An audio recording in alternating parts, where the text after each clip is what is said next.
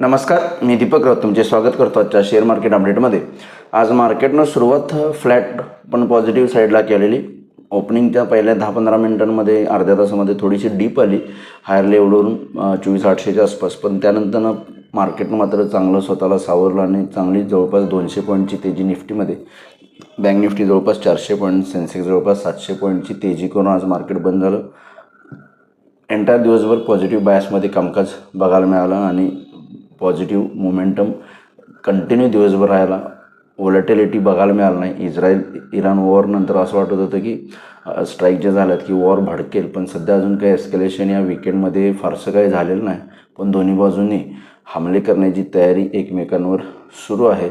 पण मार्केट ग्लोबलीच, आपलंच असं नाही, ग्लोबल मार्केटसुद्धा या इस्रायल आणि इराण ह्या युद्धामध्ये थोडंसं रिलीफ रॅली घेताना बघायला मिळतात आणि मार्केटनं चांगला बाउन्स बॅक दिला आहे. एक महत्त्वपूर्ण टेक्निकल रेजिस्टन्स जो होता 24,850 तो आज निफ्टीला क्लाइंब होताना बघायला मिळाला. आणि जसं 24,850 क्लाइंब झालं, थोडं फर्दर शॉर्ट कवरिंगमुळे निफ्टी आणखीवर 25,000च्या ऑलमोस्ट जवळपास जाऊन बंद झाला आहे 24,950च्या आसपास. ओव्हरऑल पॉझिटिव्ह सेशन राहिला आणि जे काही वॉरचं फिअर होतं, वॉर भडकेल आणि काही मार्केटला आणखी करेक्शन येईल काय, पण त्यावर थोडंसं आत्ता तरी सध्या मार्केटनं पॉज घेतलेलं दिसते एव्हाना ग्लोबली मार्केटनं. आणि जर काही फर्दर एस्केलेशन नाही झालं तर मार्केट त्याच्या नॉर्मल ट्रेंडनं बिहेव करतील. टेक्निकल लेवल्स बाबतीत उद्या बोलायचं झालं तर निफ्टीला 25,000 उद्यासाठी स्ट्रॉंग रेजिस्टन्स आहे. 25,000च्या वरती मेंटेन राहिला तरच फर्दर अपवर्ड मोमेंटम 25,200पर्यंत येऊ शकतो. अदरवाईज 25,000च्या खाली मेंटेन राहिला तर एखादी मायनर डिप 24,850 ते 24,800पर्यंत येऊ शकते. 25,000च्या वर गेला तर 25,200पर्यंत जाऊ शकतो. अदरवाईज थोडंसं प्रॉफिट बुकिंग किंवा मायनर डिप 24,800-850पर्यंत येऊ शकतं. बँक निफ्टीमध्येही 56,000 स्ट्रॉंग रेजिस्टन्स आहे इमिनंट बेसिसला. 56,000च्या वरती गेलं तर 56,300 ते 56,500पर्यंत बँक निफ्टी जाऊ शकतं. अदरवाईज जर 56,000च्या खाली मेंटेन राहिला तर 55,500 आणि 55,400 ही एक सपोर्ट रेंज आहे. तिथंपर्यंत बँक निफ्टी परत पुन्हा खाली येऊ शकतो.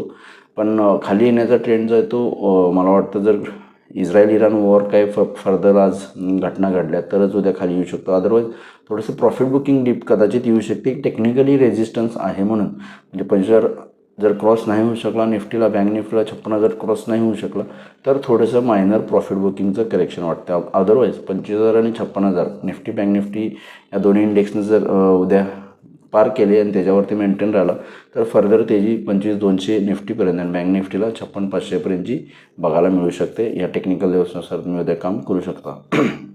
आज NSEमध्ये 1,366 शेअर्स वाढलेत, त्यावेळेला 1,230 शेअर्स पडलेत. निफ्टीमध्ये 45 शेअर्स वाढलेत, त्यावेळेला 5 शेअरमध्ये पडझड आहे. NSEमध्ये पडणाऱ्या शेअर्सची संख्या बऱ्यापैकी सेम आहे, पण निफ्टीमध्ये वन वे 45 शेअर्समध्ये तेजी बघायला मिळते. एवढा सेक्टर इंडिसाइजेसमध्ये आज सगळे सेक्टर चांगले वाढून बंद झालेत. त्याला लीड केले IT, मेटल, रिॲलिटी, FMCG आणि बँकिंग सेक्टरनं लीड केले.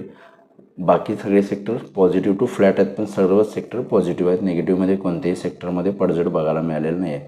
ग्लोबल मार्केटचा आढावा घ्यायचा झालं तरी युरोपियन मार्केट्स सगळे प्लस आहेत 0.5%. डाव फ्युचरसुद्धा जवळपास 180 पॉईंट पॉझिटिव्हमध्ये आहेत. त्यामध्ये US मार्केटसुद्धा या इस्रायल इराण वॉरच्या पार्श्वभूमीवर जर चांगले पॉझिटिव्ह सेशन दिला US मार्केटनं तर मला वाटतं आपण उद्यासुद्धा परत एक पॉझिटिव्ह सुरुवात करू शकतो. पण निफ्टीला 25,000च्या वरती मेंटेन होणं गरजेचं आहे आणि बँक निफ्टीला 56,000च्या वरती मेंटेन होणं गरजेचं आहे. तर फर्दर राईज येईल. अदरवाईज एखादी मायनर प्रॉफिट बुकिंग डीप बघायला मिळू शकते.